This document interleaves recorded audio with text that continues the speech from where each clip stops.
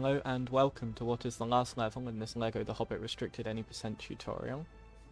To start off with, in the overworld, you want to drop in player 2 as player 1 makes their way into the trigger for the level, and then on this very first section you're in a forced rolling section, so you can only mash the jump button to roll. That's the quickest way of movement for the moment. You want to build the ladder straight away and try and get one of the players onto the ladder as quickly as possible. This can be quite difficult to do, but then you want to make your way down here.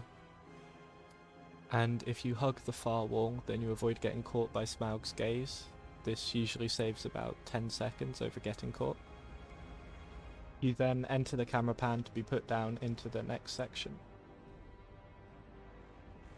But then this second section, roll up to the axe plate, smash the axe plate, have Bilbo right up next to the axe plate when it breaks, and then you're going to pick up the flail with the dwarf while rolling with Bilbo to the end of the statue. The reason why we do that is because of this tech. So now the quickest way to move on player 2 is to hold down your action button, and the flail the character will spin all the way around, and we're going to use that straight away right here. So move over to the right here, and then we're going to spin around this box. That saves a bit of time, and as you can see, it's much quicker movement to be able to get to the axe plate quicker. Can then build the axe plate, and we're going to do 2 more flail spins. One to get up to here, and then we're going to start the second one just after we fall off the kind of sloped platform. And then build another flail point, and finish this camera pan. And coming up now, what we've got is Chandelier skip.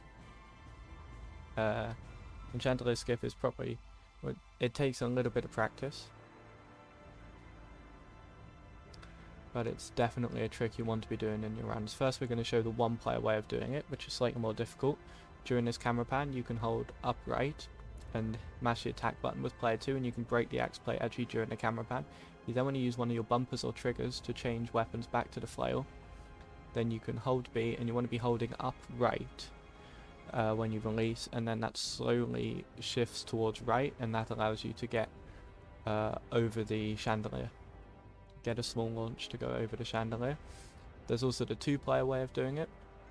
The 2-player way is a lot safer. You get the dwarf into the same spot, and then you're going to kill the dwarf with Bilbo, and then stand where the dwarf would respawn. So Bilbo rolls into the respawn point, and that pushes player 2 over to the other side. You can then do 2 spins and make your way into the cutscene trigger.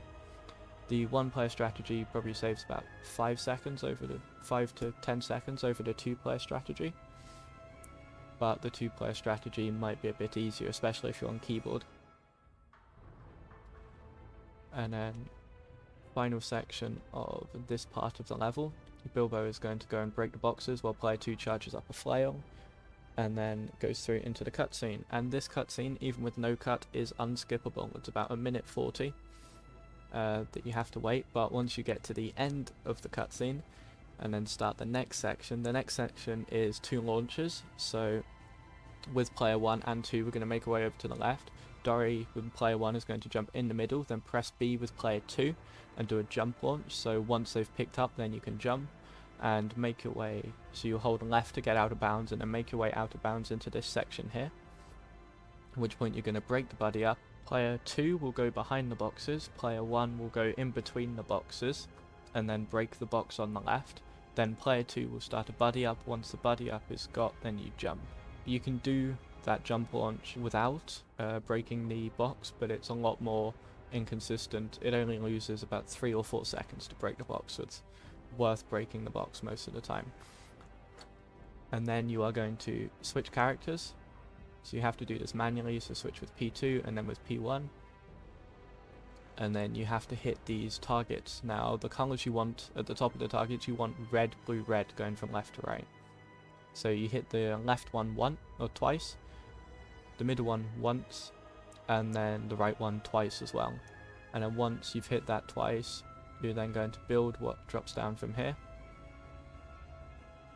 So you can have one player building, and then the other player stands by the table ready to press B onto the highlighted circle to craft the flash flame. Then you have to throw the flames at Smaug, And to do this, the first one you want to aim up a little bit. And it's important to note for this section, player 1's attack animation, like his cycles for throwing, are slightly shorter than player 2's. So you want to basically be going off a player 1 cycle as much as you possibly can. Normally once you've got the first hit, that's just getting into a rhythm of mashing attack. And the final section we have the most infamous launch in the game, Jack Launch. To do Jack Launch, you want to switch your player 2 character to the dwarf with the pole, then break the box immediately to their right, and then with Bilbo you want to go round the other side of the boxes in the middle, make sure you clear all the debris out the way, and then you want to do a pick-up launch across the middle of the boxes, picking up with player 1.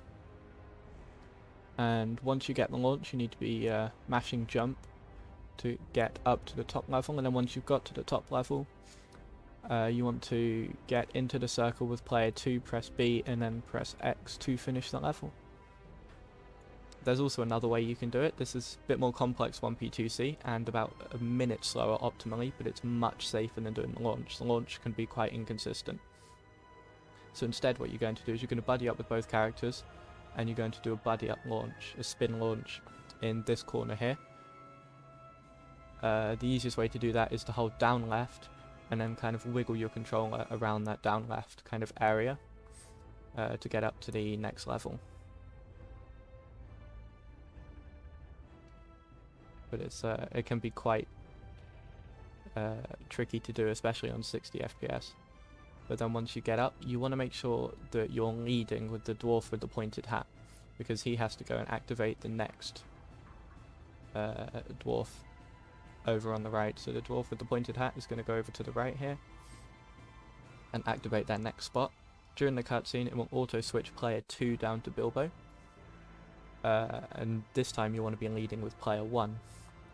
So Bilbo's going to climb the ladder, player 1's going to make their way over to the right here and stand on the stacking plate, and then Bilbo's going to come up, jump up, and then break this barrel here. That drops a thing for player 1 to build, and then player 1 will make their way over to the left, so break this axe plate, and then into Dwalin to finish the game. So yeah, that is the LEGO Hobbit restricted any % tutorial. Thank you very much for watching.